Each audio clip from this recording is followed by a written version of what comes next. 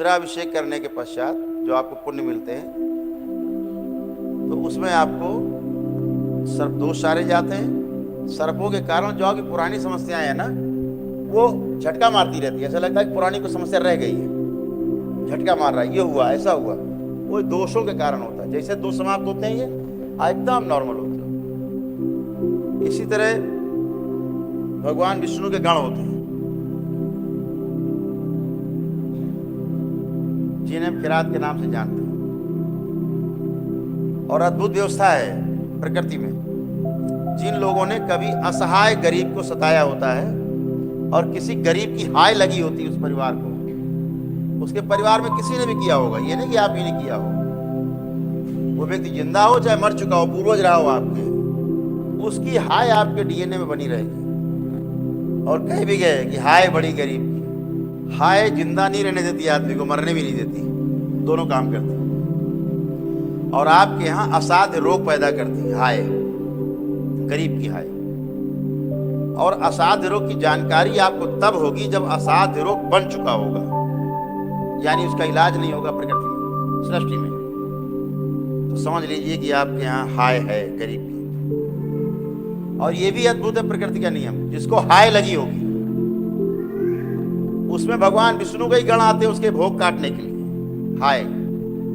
हाय का जो भोग है वो काटने के लिए भगवान विष्णु के गण जो है ना, पहाड़ों से हैं, जैसे पहाड़।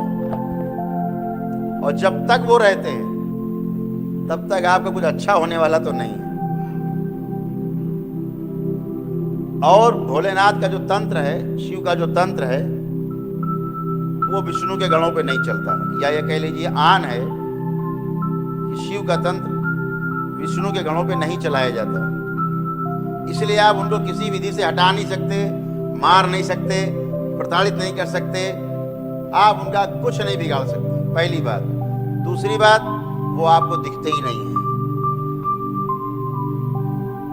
ये तंत्र मंत्र टोना टोटका जादू टोना करने वाले लोग, इनको पितर नहीं दिखाई देते, भगवान विष्णु के गण कहां से दिखाई देंगे?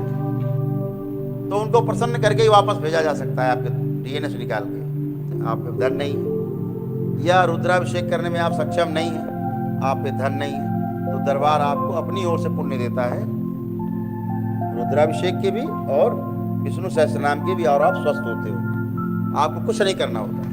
दोष पालना उचित नहीं, वो आपको कष्ट रहेंगे, कहीं न कहीं झटका मारेंगे। ठीक, तो अब दरबार ने क्या किया कि आपको झटका ना लगे, इसलिए पहले इसे पुण्य दे देते हैं। कैसे देते हैं? जैसे बैंक देता उधारी में, तो आपको पुण्य देते हैं। तो जैसे आपके पास ये पुण्य आते हैं तो आपके सारे दोष समाप्त हो जाते हैं और भगवान विष्णु के गण भी प्रसन्न होकर के, तृप्त होकर के और अपने लोक को चले जाते हैं आपको छोड़ करके, आपको आशीर्वाद देते हुए। तो आप स्वस्थ रहते हो। तो जिनमें उधारी चुकाने की क्षमता हो, वो अपना 4-6 महीने में, साल भर में अपने घर में ही कर लें या दरबार में कर लें रुद्राभिषेक। अगर वहाँ घर में लेके बहुत महंगा पड़ता, दरबार आप आते ही रहते हैं, अपना कर लिया, यहाँ किया चाहे घर में किया, वो कोई इसके लिए वो विशेष होने की नहीं आप यहीं करो, ऐसा कुछ नहीं।